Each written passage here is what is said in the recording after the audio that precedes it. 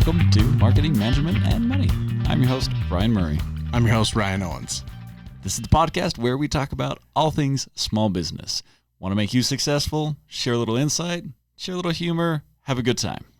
Today, we are going to be talking about target marketing. What a misconstrued topic that floats out there in business. You always hear it. It's a buzzword. It's something that everyone's like, oh, what's our target market here? You'll see it in these business case studies. Yeah. You'll see it in business plans. And most of the time, it's just a bunch of words or placeholders, or it's like Wikipedia. Yeah. My target market is... People trying to sound smart. People trying to sound smart. So, Ryan, would you please sound smart for us? So let's make it... No, I'm not going to try to sound smart. That's not what this is about. Let's make it real. So people ask you, like you said, what is your target market? We are referring to your best existing customer, right? Mm-hmm. Yeah. So this is the type of person or type of business that buys a bunch from you, loves to buy from you. They don't necessarily think you're perfect in every way. They might have some qualms with you, but still, nonetheless, they're buying a lot. So you've got an expression you use a lot. What do you like to call this? So I actually heard this from the Harmon brothers. They created the Squatty Potty ads and others that are so famous and so viral. And I love it. I love just the aura that it carries with it. They call it their love group, right? So this is the group of people that just rave about whatever product or service it is that a business provides. And I think we need to break some stigma around target market. I mean, this is critical to the success of a business. You've got to understand your target market. But if you think in terms of demographics, you're never going to get it. And so when you're calling it love group, it's not some hippie thing. It's saying it's got more of a personality to it. It's actual. It's real. It's a real person. And you hear or at least I have, when you talk about creating a target market or a persona for people, you want to actually you want to put a name to it, and that's cute. I like that. It's headed in the right direction, but that doesn't quite do it for me. You need to actually be in contact with these people and this group of people, because it's not just one person, and I think that marketers all around the world get that. But for me, anyway, I like to look at it as the love group, as this group of people who really just love what I'm doing. Okay. So I feel like we're a little bit theoretical here for a second. Okay.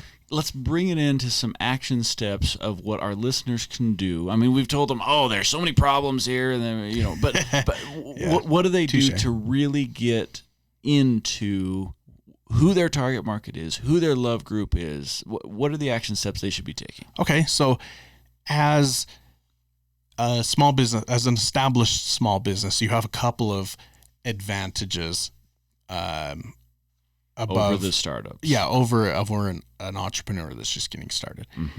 You have some historical data that you can look at and start to kind of track down this group of people. You can look at financials and say, okay, who are my top customers? Even if you don't necessarily have the actual data, actual financial statements. Yeah. I mean, we would all love to have perfect information, and somebody like you that has everything neatly dialed in on the financial management side of things. Which we will be talking about in our next episode. We would all love to have that, but even if you, and it's great to have that, we should be having that, but even if you don't, you can still kind of go with the gut check and see, I know that I interact with these people on a regular basis and they buy a lot of my products. And so you can kind of guess at who your top 3 or 5 customers are. And maybe you could use the 80-20 rule. Yeah. Okay. Yeah. So, there you go. So a lot of times businesses will look at this and they'll be like, all right, 80% of my revenue is coming from only 20% of my customers. Yeah. And that sort of thinking, that rule of thumb helps us to hone in on when we say a love group or a target. And this is where I like the term target, because 20% is the small group.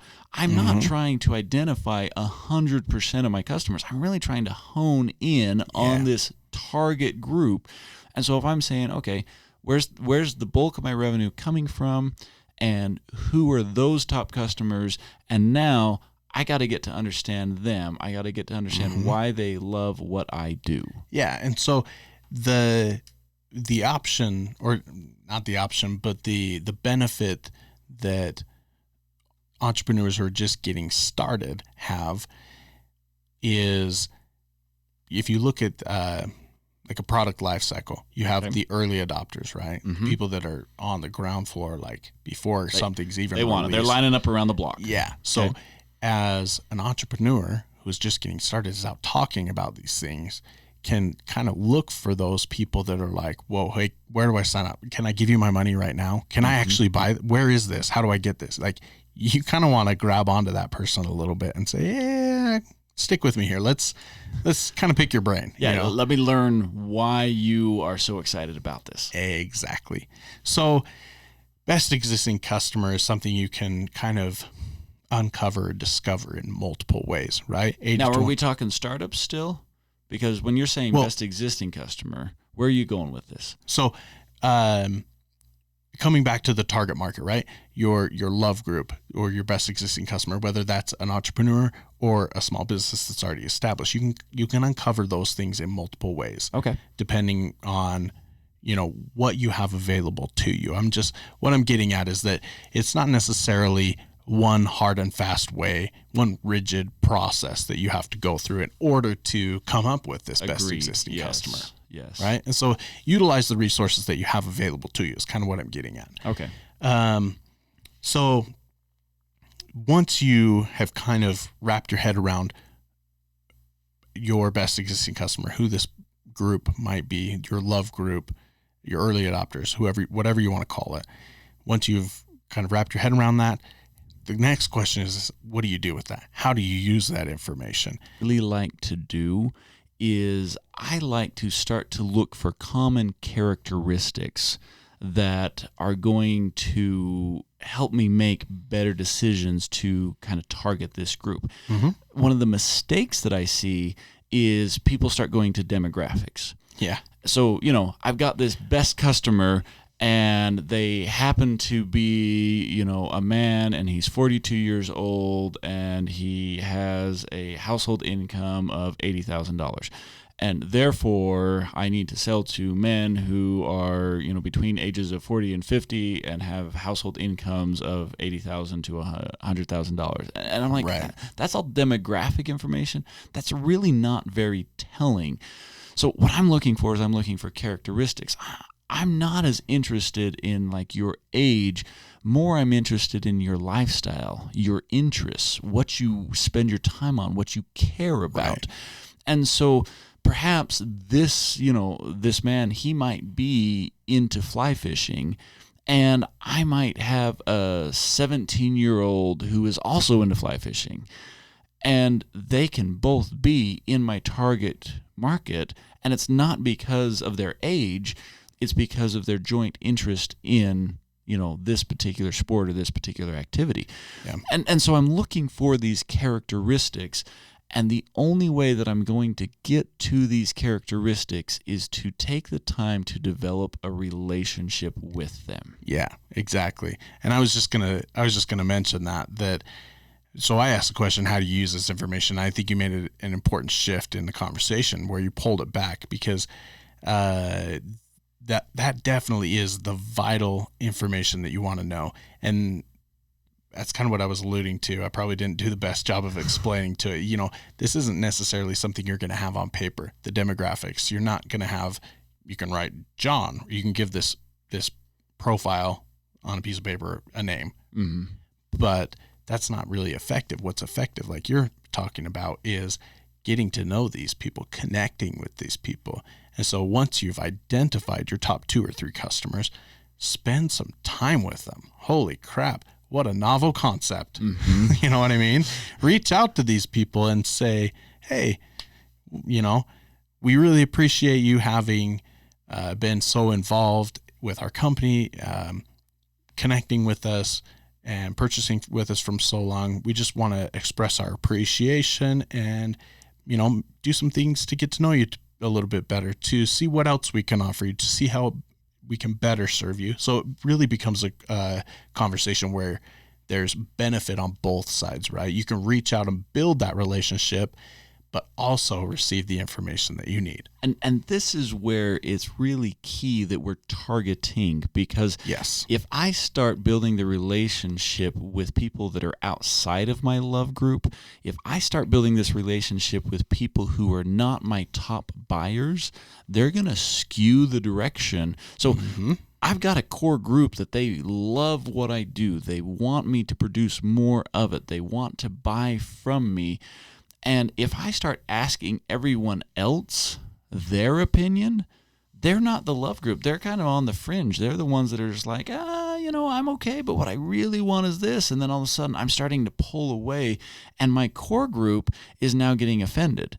And they're just like, whoa, you guys used to be great. You used to take care of my needs, and you were almost, 2 steps ahead of every thought that I had, to where, I'm like, oh, I wish they had that product. And I go to the website and it's already there. And now you're doing all this other stuff that I don't like anymore. And I'll see a lot of these businesses, they get caught kind of in between these two spots where they feel like, oh, a broader audience is going to generate more sales, and so I got to go big, I got to go broad. Right. And they lose sight of this target, of this sharp focus, and in going broad, they now appeal to nobody. Right. And so, but you have to have faith and trust that as you focus on this target group, they're going to be more like-minded individuals, that if you're really meeting the needs of this target group, then that's going to attract the other like-minded individuals and expand your love group. So the goal is not to expand your base, it's to expand your love group. Exactly. That is such a powerful concept. And it honestly is a little bit scary, because it's like, it kind of comes back to the marketing triangle, right? You are going to offend some people by taking a stance. There are some people that are going to be like, that's not my jam. Yeah. Or, I like that product, but it's not exactly what I want. And it's okay. That's totally okay, because that person it just says that person isn't your target audience. They're not your best existing customer. And what happens when you focus in on your best existing customer, when you can kind of, like you said, have faith in that process and stick to that specific target, is, like you mentioned, you attract that group that is your best existing customer, but then it begins to grow. Yeah. And that base begins to get larger and larger. You're not expanding out to appease the interests of everybody else. You're still going to offend a bunch of people by being too high priced, or not feature rich enough, or too sleek, or what I mean? Right. And here's a really interesting thing, is that with the with the target market, I have a lot of entrepreneurs that feel like somehow targeting your efforts is limiting who can buy from you. And it's no. If someone wants to buy from you, let them buy from you. You can sell to anyone. They don't have to be your target market in order for them to buy. Right. But you don't want to market to everyone. So there's this difference here. There's this distinction of, am I selling to you or am I marketing to you? Yes. And you'll make lots of sales that you didn't market toward, but you need to make sure that your marketing efforts, because marketing is very costly, not only in, direct cash, but it's also costly in time, and it's costly in other resources that your company is going to put into your marketing efforts. And so if I'm going after this broad reach, all I've done is I've just raised the costs of my company considerably. Exactly. When I can target my marketing.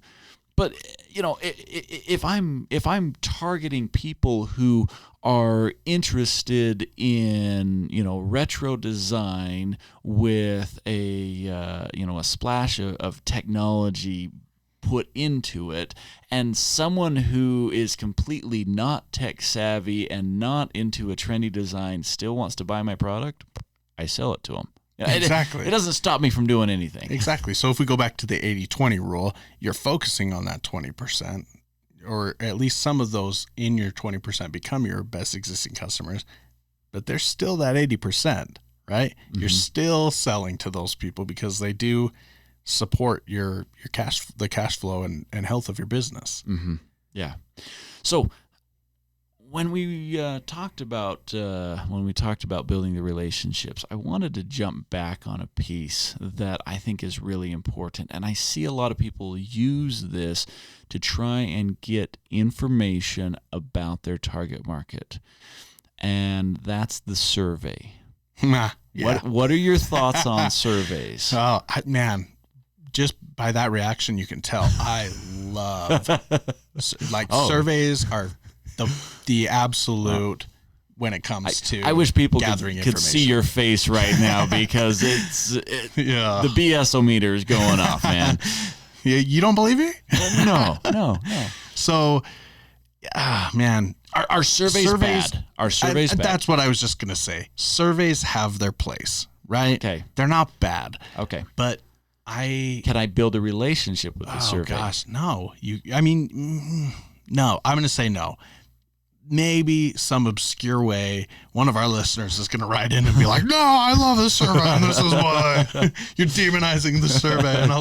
And I get it. The survey has a place, and it probably does help build a relationship in some specific instances. However, my experience has been that the companies that I've worked with that use surveys don't get reliable information back because, you shared a statistic with me one time, and you're going to have to refresh my memory. Isn't it like 1% of return on a survey is like a super good number? Yeah. Most companies that are putting out surveys, they're getting very small percentages. And so, 1, 2, 3, maybe 4% is a pretty good response rate on a large survey. Yeah.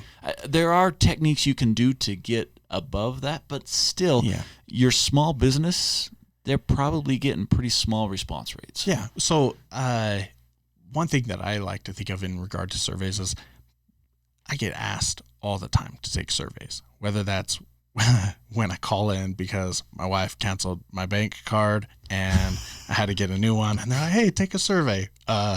Ignore. You know what I mean? Right. The vast majority of the time when I get asked to take a survey, I ignore it. So that the other side of that is that there is a specific set of people who will respond to a survey, right? Right. And I've seen it where companies will send out a physical mailer with a survey, and the responses they get back, you can just tell that it's a bunch of people sitting at home with nothing better to do. Yeah. Right? So I'm going to get a little technical here, and if you're ever going to engage in surveys, you need to understand the basics of statistically significant information. Yeah.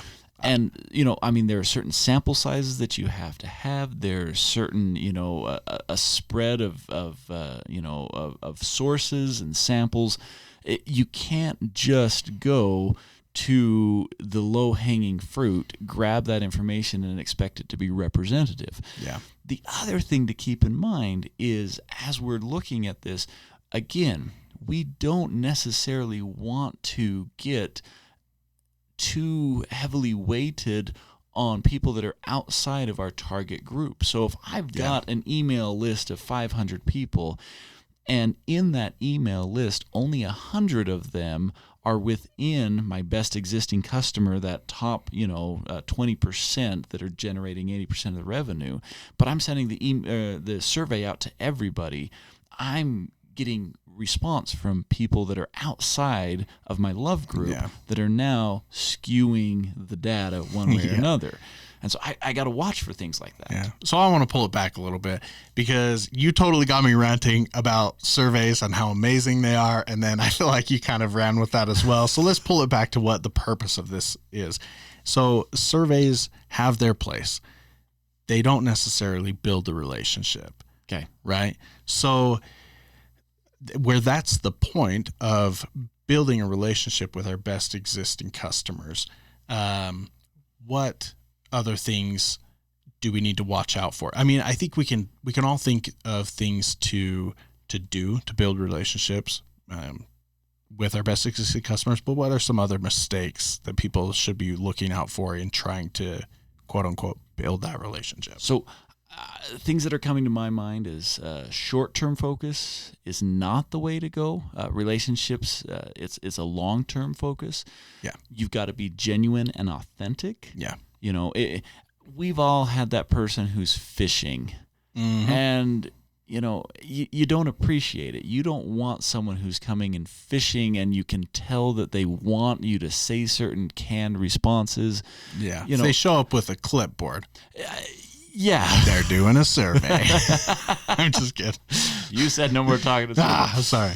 So, you know, you've got to be authentic. You've got to be real. You've got to care, and you've got to do something with the information that you're picking up. Yeah, and that is key. That's the mistake that I was hoping you would bring up, is that so often there's this outreach where people do something genuine to build a relationship, but then it almost becomes disingenuous because once they get back to the office, once they bring it back home or whatever, they don't do anything with it. Yeah.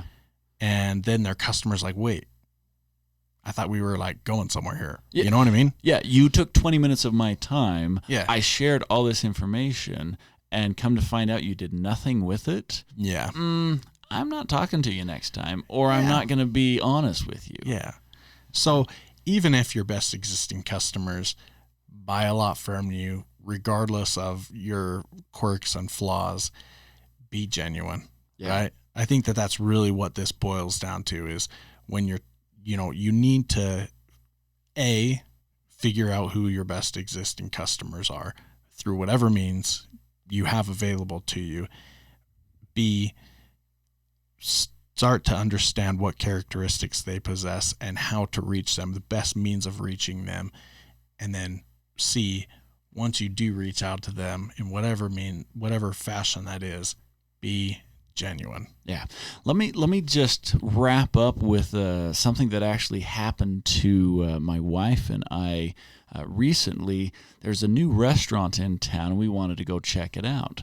So we went out to this restaurant, and my wife, she ordered a dish that normally she's a big fan of. And when it came out, she just didn't like it. And she's not really a complainer, and she's trying to be okay with it. But as she's eating it, she's just like, I don't like it. And the waitress came back and said, hey, how is everything? And she's like, I don't like it. And it was interesting to see the response of the company because immediately they wanted to learn what was going on. And so they asked her, like, is there something wrong with it? Like, is it not cooked correctly? And she's like, there's nothing wrong with the dish. I just, this is a favorite dish of mine, and I don't like the way you guys do it. Yeah. And so they took that information and they said, hey, you know what? We're going to get you something else. You tell me anything you want on the menu. But it was interesting to see how proactive they were with the information, even when it was negative. And so when we're talking about this target marketing and we're talking about the love group, they don't love everything that you do every single time. Yes. And so, we've since been back to that restaurant because she had such a positive experience, and now she's in the love group because it was, the way that they handled a complaint that came. So I just think that with target marketing, man, there's a lot that we could cover. But one of the key takeaways that I just kind of want to wrap up with is, as we're building those relationships, as we're understanding our customers, don't expect them to always be happy. But when they have a complaint, understand why. And if you've got the relationship and can and can resolve the issue, oh man, they're gonna go from just your regular love group to the super love group. I mean, they're just gonna be on fire with everything that you have, bring in more people into that target market. All right, so I think this has been an amazing episode. I got a great way to wrap this one up. Are you ready? Oh, boy. When your love group gives you feedback, you better take it to heart. And with that, we're out of here. That was solid. No. That was solid. Thanks for tuning in.